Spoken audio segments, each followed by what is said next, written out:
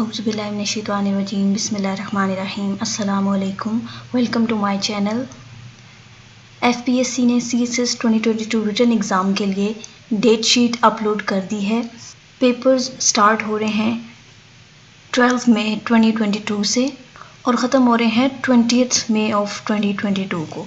12 मई 2022 को थर्सडे को मॉर्निंग में इंग्लिश एसे का पेपर है और इवनिंग में इंग्लिश प्रेसिंग एंड कंपोजिशन का। इसी तरह से फ्राइडे को जनरल साइंस एंड एबिलिटी का है मॉर्निंग में और करंट अफेयर्स का इवनिंग में है। फिर 14 मई 2022 को सैटरडे को पाकिस्तान अफेयर्स का पेपर है मॉर्निंग में और इवनिंग में इस्लामिक स्टडीज़ का और comparative study of major religions for non Muslims के लिए।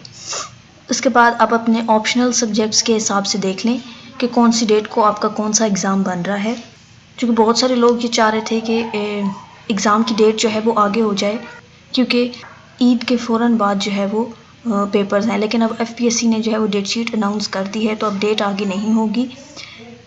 इसलिए जो टाइम अवेलेबल है उसमें अच्छी तरीके से अपनी रिवीजन करें, इस चीज़ का इंतज़ार किए बगैर कि शायद डेट आगे हो जाए।